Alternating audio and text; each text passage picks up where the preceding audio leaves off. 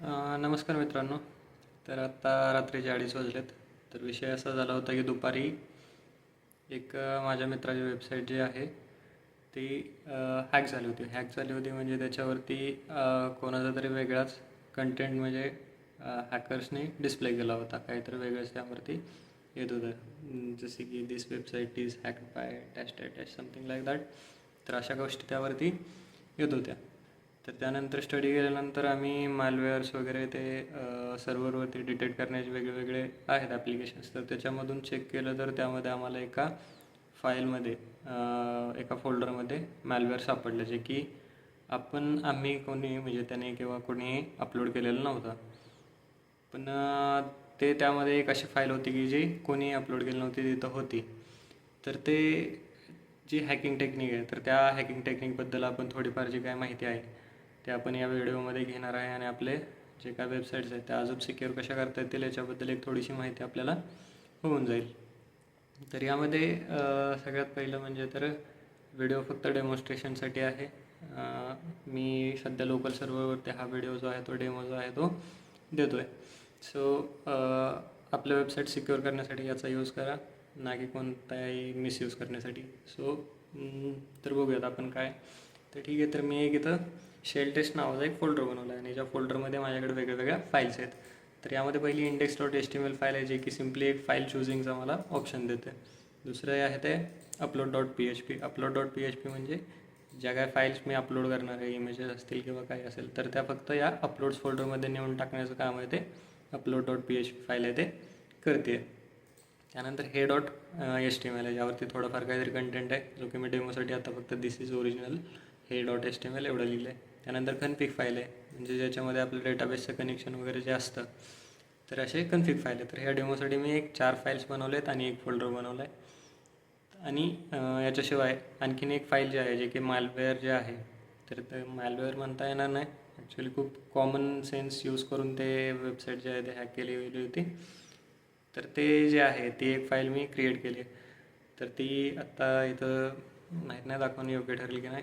So मी ते file दाखवणं skip करतो, कारण त्याच्यामध्ये असा कंटेंट आहे की जो मिसयूज होऊ शकतो. सो ती फाईल दाखवत नाही. बाकीचे एवढ्या फाईल्स आहेत. ठीक आहे. तर आता हे जे आहे ते माझी एक मिनिट, हे चालू आहे का? हां, चालू आहे. तर हे जे आहे ते आपली वेबसाईट आहे, जे की मी झॅम सर्व्हर यूज करून ही जी वेबसाईट आहे ते रन करतो आहे. हा माझा झॅम सर्व्हर आहे, यावरून मी ही वेबसाईट आहे ते रन करतो आहे. ठीक आहे. तर इथं आपल्याकडे एक सिम्पल अपलोड करण्याचा, एक फाईल अपलोड करण्याचा ऑप्शन आहे. तर इथं मी जे काही आता आपण इथं अशा इनपुट्स म्हणजे फाईल इनपुट्ससाठी आपण लिहिलेला इमेज जर काही घ्यायचे असतील युजरच्या, तर अशा गोष्टींसाठी आपण यूज करतो. पण बाय मिस्टेक काय झालं होतं, तर अपलोडमध्ये कोणत्याही प्रकारचं रिस्ट्रिक्शन्स टाकलं नव्हते किंवा कोणत्याही प्रकारचं ते व्हॅलिडेशन केलं नव्हतं की फाईल जे अपलोड केली जाणार आहे ते करेक्ट आहे का. शिवाय त्याबद्दल सगळ्या परमिशन्स, रीड राईट या परमिशन्स पण सगळ्या ज्या आहेत त्या इग्नोर केल्या होत्या. म्हणजे फुल ॲक्सेस जो आहे तो त्या फाईल्ससाठी, रीड राईटसाठी दिला गेला होता. सो ती एक मिस्टेक होती, ज्याच्यामुळे हे सगळं जे काय आहे ते झालं. तर हे आता आपण याचं डेमॉन्स्ट्रेशन बघू तर कसं झालं. ठीक आहे. तर इथं आपण नॉर्मली एखादा नॉर्मल युजर आला तर तो काय करेल, समजा हे इमेज करण्यासाठी इमेज अपलोड करण्यासाठी तर तो येईल, इमेज अपलोड करेल, दॅट्स इट. पण समजा जर हॅकर एखादा आला तर तो काय करतो, तर अशी एखादी फाईल जी आहे तर तो ती अपलोड करेल. आता ही फाईल जी आहे ते कुठे गेले, अपलोड्स ज्यामध्ये shell.phpमध्ये ती फाईल आहे ते गेली. हे इथं आपल्याला पाहायला भेटेल. तर हे फाईल आहे ते आपल्या आता सर्व्हरवरती आलेली आहे, जे की हॅकरने इमेज अपलोड करण्याच्याऐवजी ही फाईल आहे ते अपलोड केली. ठीक आहे. तर याच्यानंतर दुसरी गोष्ट म्हणजे आता हे तर झालं. आता हे फाईलचा ॲक्सेस आहे, त्याला माहिती आहे ऑलरेडी पाथ कुठं आहे, अपलोड्स फोल्डरमध्ये shell.phpमध्ये. ठीक आहे. तर तो सिम्पली इथं तो पाथ आहे तो चेंज करेल, uploads/shell.php. ठीक आहे. तर यावरती जे काय आहे तर त्याने फाईल केलेली जे अपलोड केलेली आहे तर त्याचा त्याला ॲक्सेस आहे. ठीक आहे. तर आता काही कमांड्स आहेत, ज्या की कमांड्स मी इथं युजिंग गेट मेथड मी पास करणार आहे, जेणेकरून त्या शेल फाईल थ्रू मला पूर्ण याचा जो काही वेबसाईटचा जो काही सर्व्हर आहे त्याचा पूर्ण ॲक्सेस आहे तो मला मिळू शकतो. तर यातल्या काही बेसिक गोष्टी आहेत त्या मी इथं इम्प्लिमेंट केल्या. तर याच्या ज्या काही फाईल्स आहेत किंवा जे काही आपल्याला URL पास करायचे आहेत तर त्या इथं दिलेल्या आहेत. तर सगळ्यात पहिली आहे ते, आता समजा कन्फिग फाईल आहे. कन्फिग फाईलमध्ये आपलं जसं सांगितलं मी की त्यामध्ये आपला डेटाबेसच्या जे काही क्रेडेन्शियल्स असतात तर ते आपण बेसिकली स्टोअर करतो.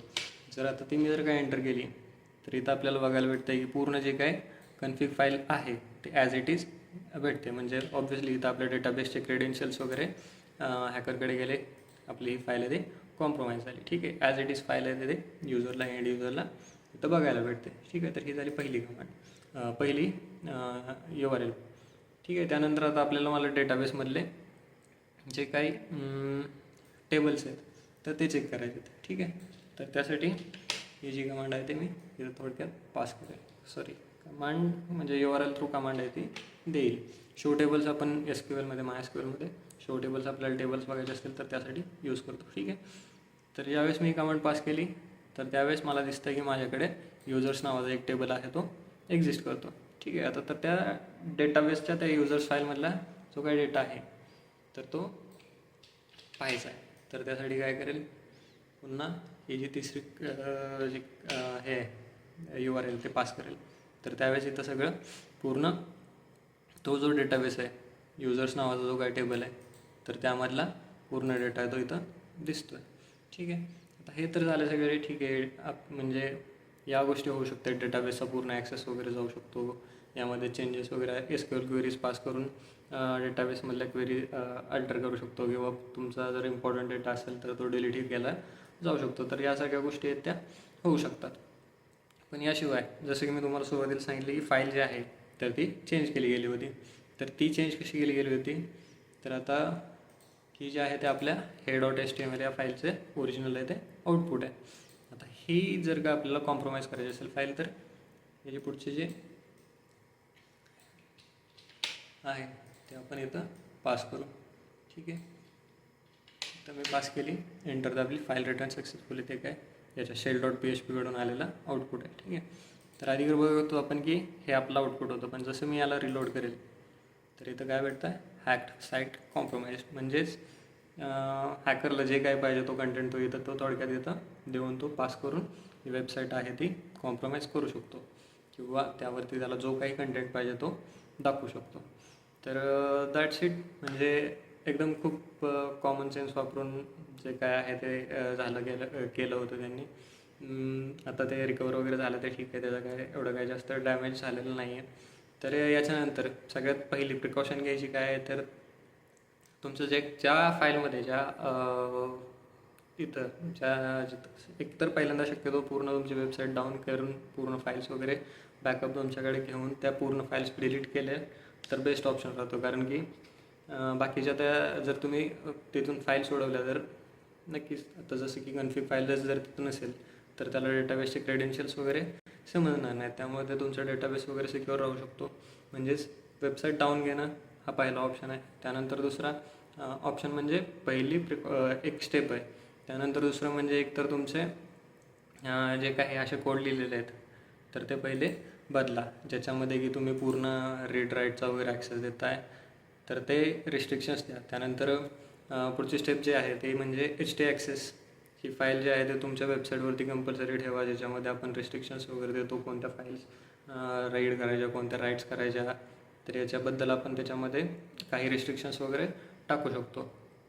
त्यानंतर नेक्स्ट गोष्ट आहे ती म्हणजे तर तुम्ही यामध्ये हे करायचं, जे काय तुमचे क्रेडेन्शियल्स आहेत ते इमिडिएटली चेंज करा. म्हणजे जे काय तुमचे डेटाबेसचे पासवर्ड्स वगैरे जे काय आहेत तर ते जेवढ्या लवकरात लवकर जमेल तेवढ्या लवकर चेंज करा. तर यात थोड्याफार काही जे काय बेसिक स्टेप्स आहेत त्या फॉलो करा आणि चांगला कोड लिहिण्याचा प्रयत्न करा. थँक्यू.